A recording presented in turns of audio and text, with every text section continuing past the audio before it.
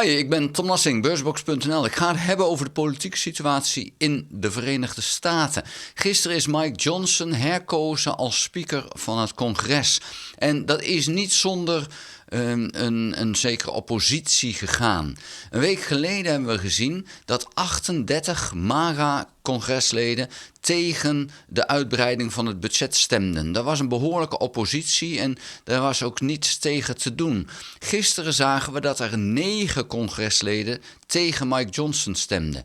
En 6 daarvan zijn al heel snel weer overstag gegaan. Want het is namelijk zo, als je met 38 man ergens tegen bent, dan heb je behoorlijk hoeveelheid mensen. En dan sta je ervoor en dan sta je met z'n allen en dan denk je, ik ben wel sterk.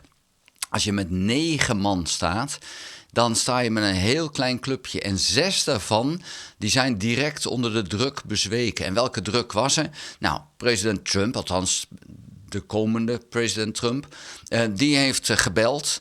Andere senatoren en congresleden hebben gebeld en hebben druk uitgeoefend van, joh, dit kan je niet maken. Dit schaadt de partij gigantisch dat we niet in staat zijn om een speaker aan te stellen. En zo is het ook. Het is een aanfluiting dat dat zo is. Dus er waren er 6 die zeiden, oké, nou dan verander ik mijn stem.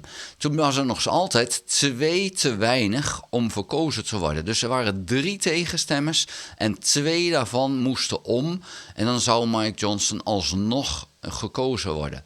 Nou, er is een enorme druk op die 2 uitgeoefend. En ook die hebben gewoon gezegd op een gegeven moment, oké, dan stemmen wij voor. Er is niet duidelijk wat is toegezegd of wat de bedreiging was. Dat is niet duidelijk wat er dan is gebeurd. Maar uiteindelijk hebben die 2 ook gezegd, oké, dan stemmen we voor. En daarmee kwam dan alsnog het speakerschap voor Mike Johnson beschikbaar.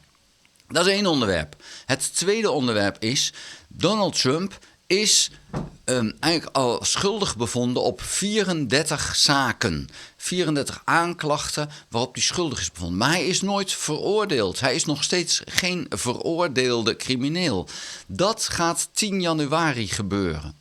Nou, dan is dus het punt, als 10 dagen voordat hij president wordt, wat kan er nu nog gebeuren? Het zijn ernstige aanklachten. En er zijn mensen die zijn voor het roken van een joint, zijn ze de gevangenis ingegaan. En Trump heeft hier proberen een verkiezing te stelen in 2020. Hij heeft documenten meegenomen. Hij heeft ze proberen te verstoppen.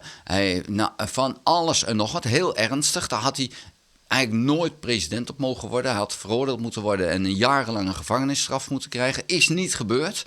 En dan is nu de vraag, ja, wat gaat er 10 januari dan wel gebeuren? Nou, mijn voorspelling is dat hij veroordeeld gaat worden, maar geen straf krijgt. Nou, en dan gaat hij wegkomen met gigantisch veel. Dit is een schandelijke zaak. Maar omdat het zo lang heeft geduurd, kunnen ze nu niet anders, want het volk heeft hem als president gekozen. Ga je nu dan als rechter zeggen van, nee, dat kan hij niet worden, want hij is een veroordeelde crimineel. Nou, het gaat zo zijn, denk ik, dat hij een veroordeelde crimineel gaat worden. En dan heb je dus een president van Amerika, een veroordeelde crimineel als president van Amerika. Nou, dat is een schandelijke zaak. Ik kan me indenken dat president Biden hem daarna een pardon gaat geven. En dat klinkt als van, ja, maar dat zou toch wel het meest belachelijke zijn ooit. Ja, maar Biden doet wat goed voor Amerika is. Het is niet goed voor Amerika als de president een veroordeelde crimineel is. Dat is gewoon niet goed. Dan kan die bijvoorbeeld Canada niet in. Want die laten geen veroordeelde criminelen in hun land. Ook niet als ze president zijn. En dat is natuurlijk een aanfluiting dat de Amerikaanse president, de machtigste man van de wereld, zo wordt dat dan gezien, dat hij bepaalde landen niet in kan omdat hij geen criminelen toelaten. Dus kan ik me indenken dat Biden hem een pardon verstrekt. Nou, dat is natuurlijk aan de ene kant goed voor Amerika. Het is natuurlijk een enorme aanfluiting voor Trump dat hij afhankelijk is van een pardon van zijn grootste vijand. En hoe wil je die dan straks nog gaan aanpakken als die jou een pardon heeft verstrekt? Nou, ik kan me dus indenken dat dat gaat gebeuren. Ik ben het er niet mee eens. Ik vind dat Donald Trump de gevangenis in hand moet gaan, maar het Amerikaanse volk heeft hem tot president gekozen. En ja, dan zit je. En het is een enorm falen van het Amerikaanse rechtssysteem dat die man überhaupt presidentskandidaat mocht worden. En dan nog wint ook. Ja, dat is echt te schandelijk voor woorden.